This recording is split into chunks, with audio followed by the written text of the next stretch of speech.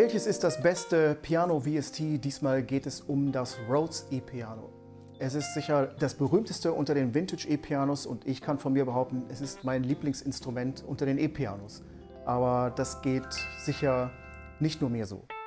Wir schauen uns heute zwei der besten Softwareinstrumente an und ich treffe dazu wieder unseren VST- und DAW-Experten Lukas Ruschitzka. Hi Lukas. Hallo Jörg, vielen Dank für die Einladung. Ich freue mich, dass wir uns heute wieder treffen zu unserem Plugin-Stammtisch, kann man ja glaube ich sagen.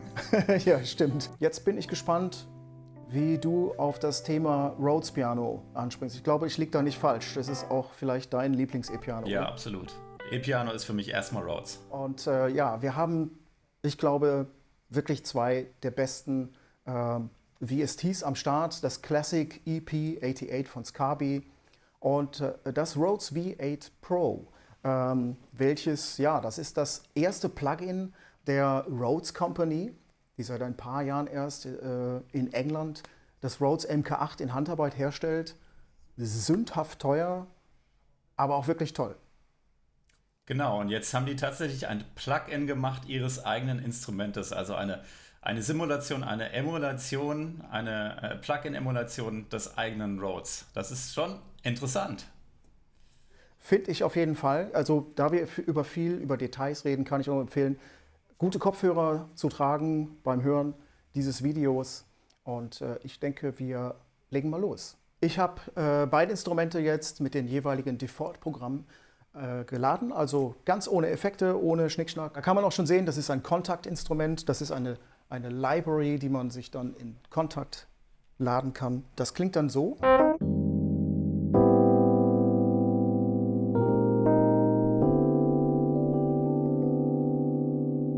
Okay, das klingt schon mal sehr, sehr rund. Jetzt das V8 Pro. Hören wir uns das an.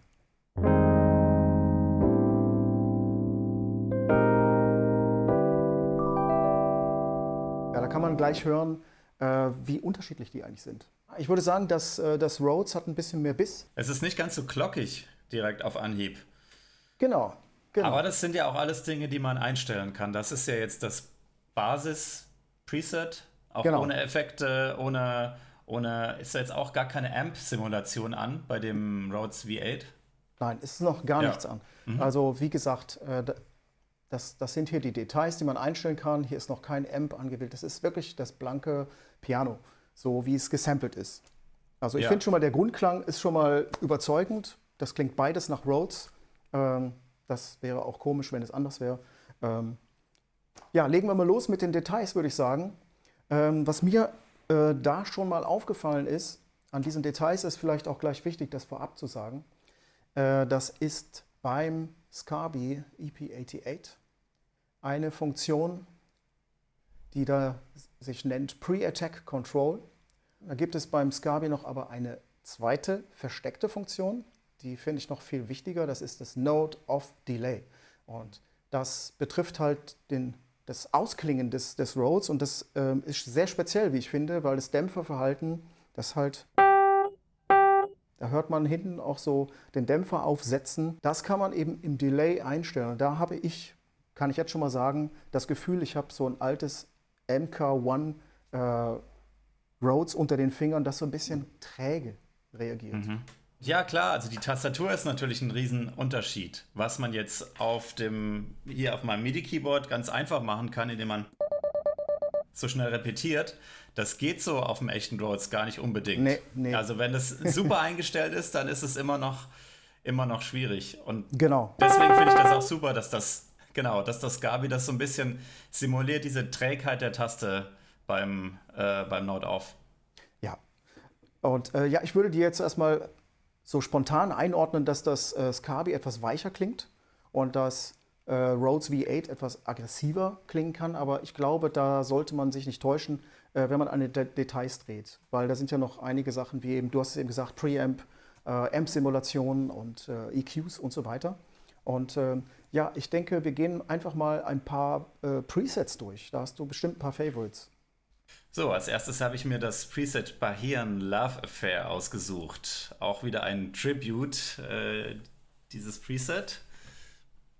Ja, ich würde sagen, Brazilian Love-Affair müsste es heißen. Das klingt nach dem George Vorbild, Duke. genau. Ja. Und so klingt es. Yes.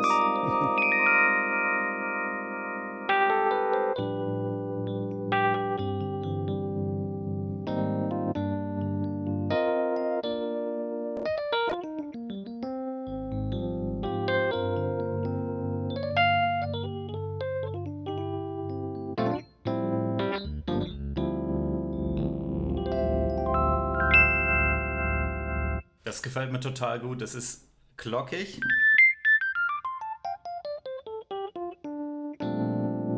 Und hat so dieses George Duke-mäßig Brillante. Genau.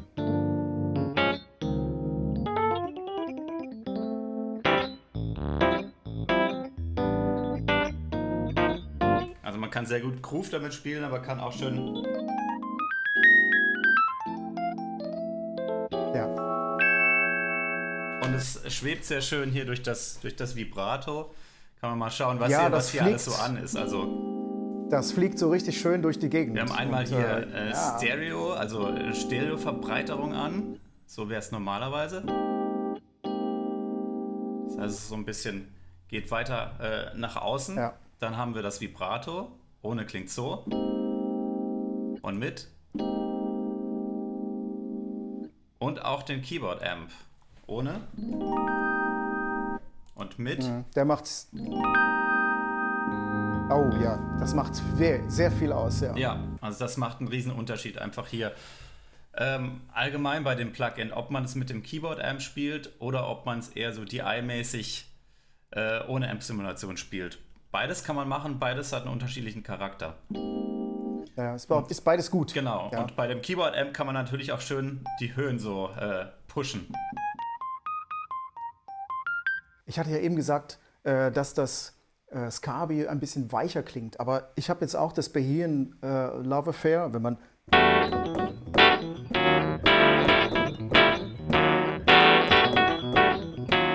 das spielt, da kommt wirklich ganz schön Schmackes raus. Also das hat wirklich auch diesen Biss. Ne? Und das macht wirklich sehr viel, wie du eben gezeigt hast, der Amp macht es aus. Das ist wirklich sehr geiler Sound.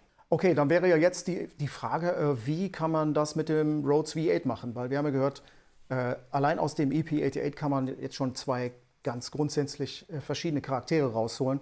Und gucken wir uns das mal hier an. Also da kann man vielleicht auch sehen, wie so ein Rhodes-Sound, wenn er dann halt so richtig gut klingt, also richtig groß, wie der zusammengebaut ist. Ich glaube, erstmal hattest du eben auch das Vibrato, ist es da genannt. Also hier heißt es Varipan, also es hat noch viel mehr Möglichkeiten.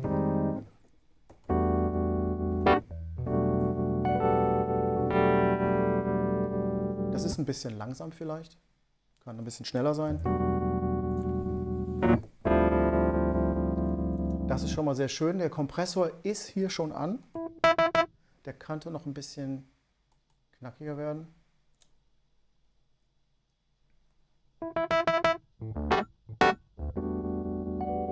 Also dieser Biss, der ist sowieso schon da bei dem Instrument. Was mir jetzt noch fehlt, ist eben so ein bisschen Höhen. Und dafür würde ich hier auch erstmal, bevor man am EQ dreht, an die Amp-Simulation gehen. Und da würde ich, genau, da gibt es den Fender, der hat von sich aus schon so richtig schöne Höhen.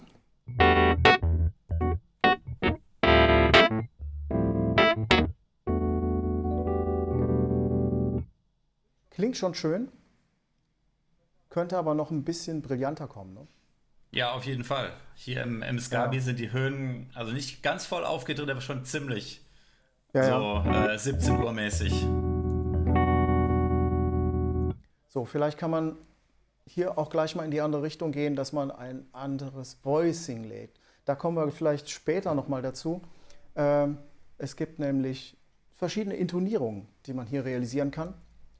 Und da gibt es Dynamite. Das müsste eigentlich deutlich höhenreicher klingen. Und es ist wahnsinnig dynamisch. Was hier fehlt, ist ein Hall. Das sollte man zum Eindruck noch haben. Das V8 hat keinen eingebauten Hall-Effekt, keinen Reverb, den gibt es nicht. Ich habe hier aus den Bitwig Stock-Effekten mal einen Reverb in den Hintergrund geschaltet. Den schalte ich mal einfach drauf. Dann ist ein bisschen, merkt man gleich. Und auch die Dynamik, die ist mir wirklich, die geht zu stark zu Werke. Und es gibt hier einen Regler, Velocity, das kann man einstellen. Der wird allerdings gespeichert in jedem Preset. Und das ist dann, um so eine grundsätzliche Einstellung zu finden, ein bisschen unpraktisch, weil man müsste das immer wieder einstellen. Da mache ich hier in Bitwig Folgendes. Ich lade mir hier einen Effekt, einen Noteneffekt rein, eine Velocity Curve und gebe jetzt ein bisschen Exponentiallauf und nehme die Spitzen etwas raus.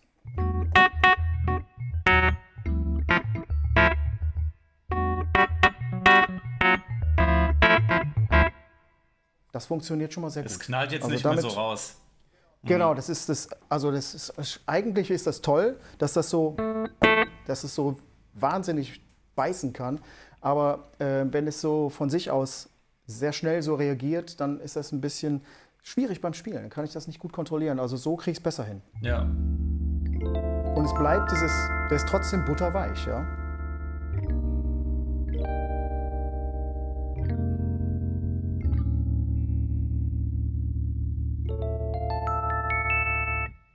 Genau, ich glaube, das ist das Wichtigste bei so einer Emulation, dass die Layer alle da sind. Also, dass du sowohl die ganz Low Velocities als auch die ganz hohen, die ja beim Rhodes besonders charakteristisch sind, so dieses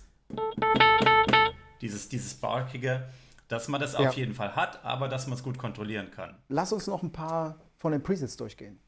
Ja, ich habe mir noch eins ausgesucht und zwar wo haben wir es? Hello Butterfly. Und auch hier ist die Hommage wieder klar erkennbar. Der Anspieltipp ist hier ganz klar Butterfly, The Butterfly von Herbie Hancock. Und das Preset klingt so.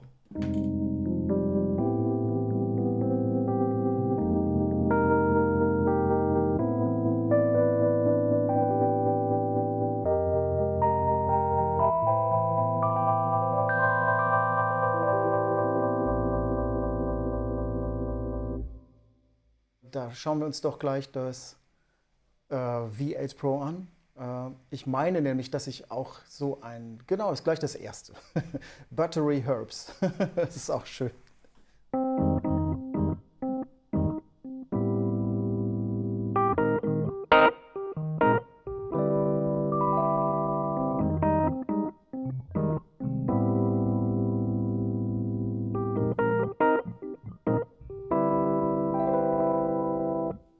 Ja. Es klingt ein bisschen heller vielleicht, aber... Ja, ich spiele nochmal.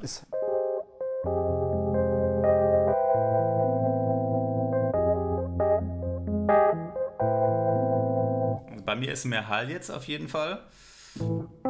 Auf jeden Fall in beiden Fällen Vibrato. Gute Portion.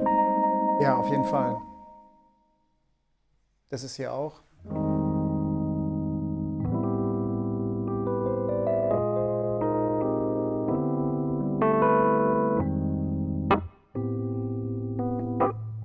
Den kann man sehr schön akzentuieren irgendwie.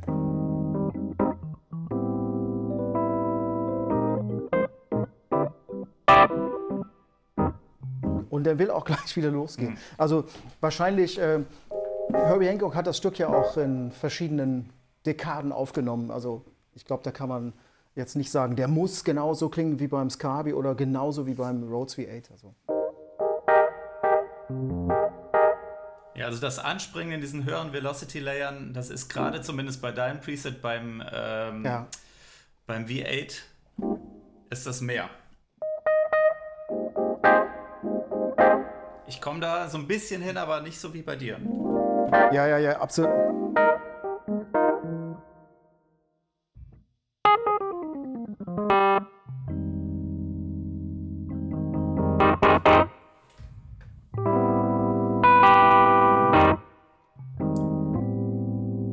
Sehr Sehr schön. Ja, sollen wir mal ein bisschen in die Settings reingehen? Oder, Ja, ich würde sagen, das macht auch Sinn, sich das mal so anzugucken.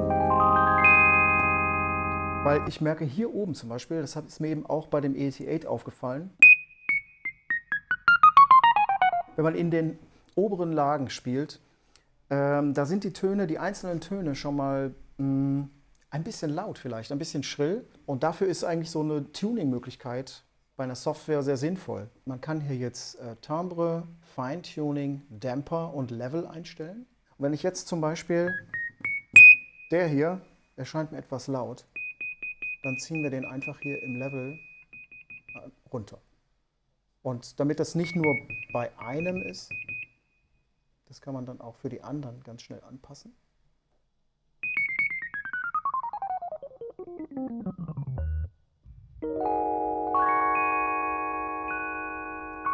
Das ist jetzt viel sanfter natürlich. Ne?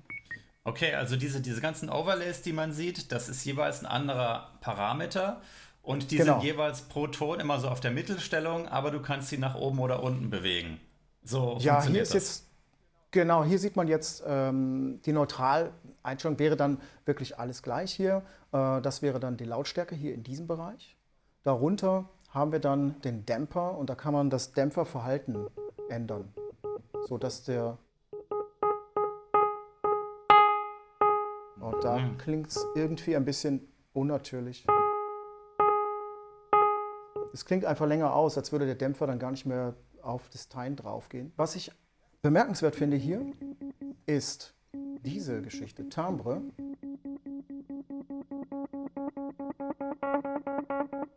Das ist so ähnlich, als würde ich das Pickup immer näher an die Klangzunge schieben. So ist es am weitesten entfernt, ganz weich. Da kann ich noch so reinhauen. Aber es kommt immer noch Artikulation. Ne? Wenn ich jetzt drauf gehe, dann wird der Oberton reicher.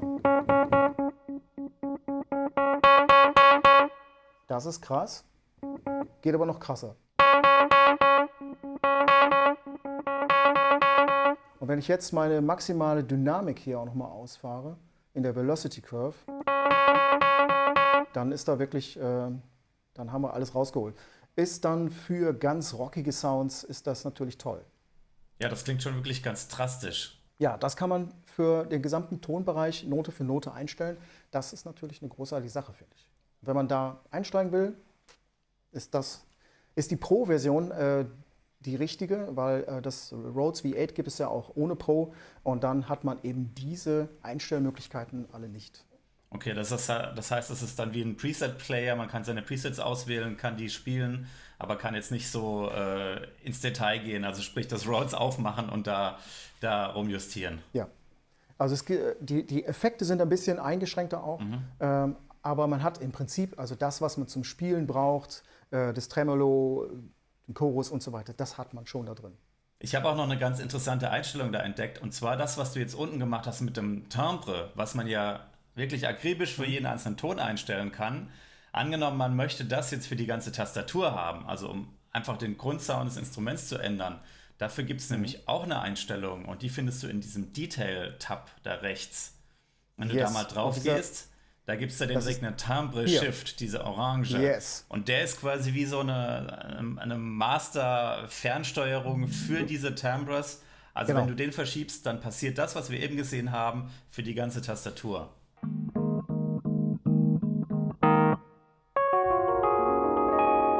Der wird auch noch etwas mittiger.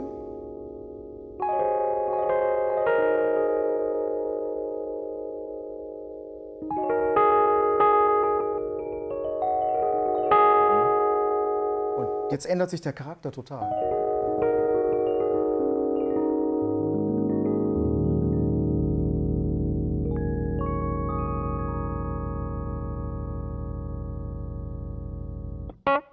Ja, das klingt toll. Das finde ich immer toll, wenn man so einen Knob hat, einen One-Knob, mit dem man so den Charakter des ganzen Instruments verändern kann. Was wichtig zu sagen ist noch, dass das als Profile gespeichert werden kann. Also so wie man das Instrument intoniert, lässt sich als Profile speichern. Und auch da gibt es ganz, ganz viele Presets, die man hier schon findet. Und das sind alles nur Profiles. Also, wie ist der Sound intoniert?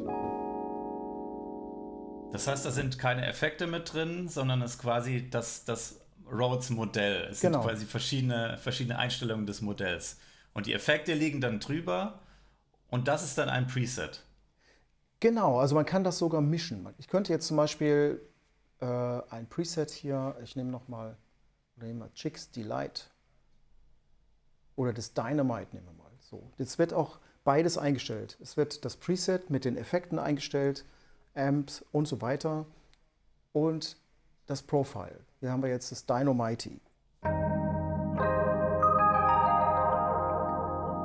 Wunderschöner Sound, also voller Chorus und so weiter. Jetzt kann man aber noch mal hier in die Profiles reingehen und was ganz anderes einstellen. Jetzt ist das, hört man sofort, es ändert sich. Die Effekte sind noch da und da mache ich jetzt einfach mal den Chorus aus, dann hört man das vielleicht besser. Es reagiert völlig anders. Das merke ich sofort. Und Old MK1 Stage, das müsste jetzt viel, viel weicher klingen. Tut es auch.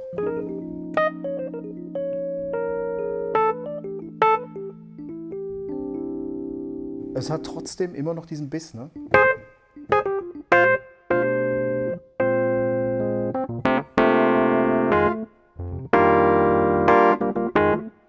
Ja, ich habe noch ein paar nette Sachen gefunden und zwar gibt es hier bei den Presets erstmal ja ganz viele verschiedene Ordner und es gibt auch den Artists-Ordner und da gibt es ganz verschiedene Leute, die da Presets gebaut haben für das Rhodes V8 und was mir ganz gut gefallen hat, was jetzt mal so ein bisschen anders klingt als diese klassischen, relativ cleanen Rhodes-Sounds, die wir jetzt gehört haben, ist dieses hier Cry Baby. Und das klingt so.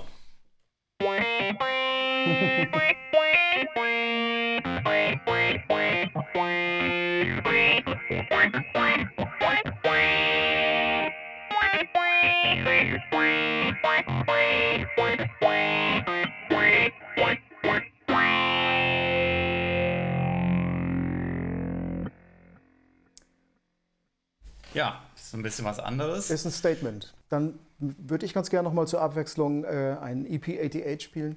Und zwar habe ich da das Early 70s Solo gefunden. Und damit kann man tatsächlich so schön... Das ist ein Sound, damit kann man halt so ein bisschen melodisch spielen.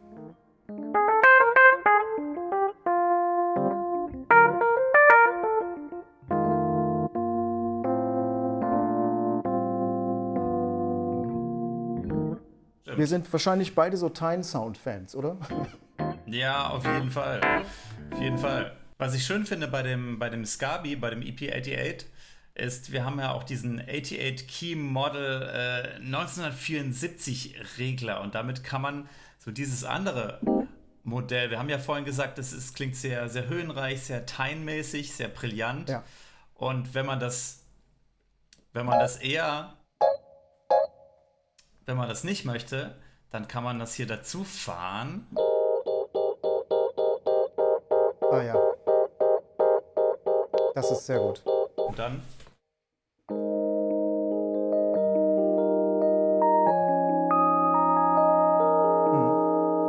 im Vergleich.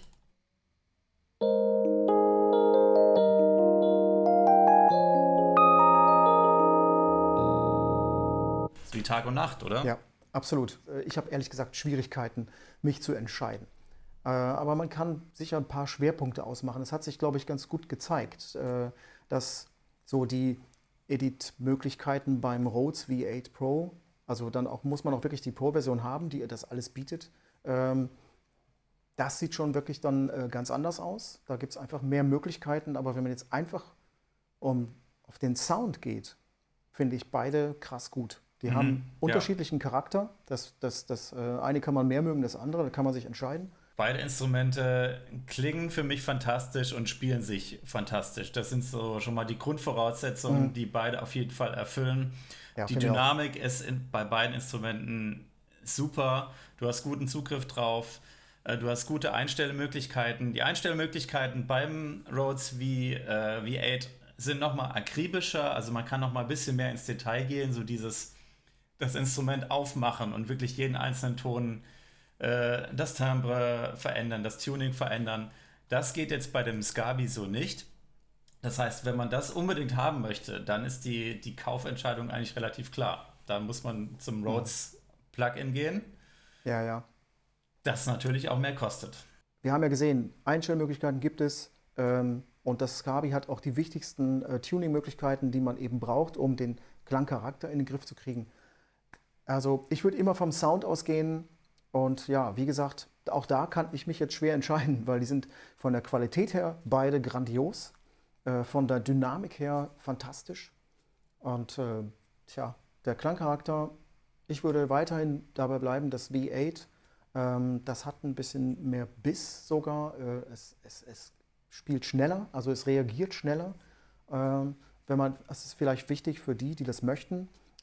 Ich stehe sehr darauf, wie das EP88 das mit diesem Note-Off-Delay gemacht hat, also dass diese Trägheit von einem echten MK1 simuliert wird. Das finde ich einfach beispiellos. Ich würde sagen, das war mal wieder ein aufschlussreicher Test. Und ich freue mich dann schon auf den nächsten, wo wir uns die Physical Modeling Rhodes Pianos anschauen. Und ja, da bin ich gespannt, was du sagen wirst. Also insofern, vielen, vielen Dank für deine Zeit. Lukas, bis Sehr zum gerne. nächsten Mal. Danke für die Einladung und genau, bis zum nächsten Mal. Tschüss. Tschüss.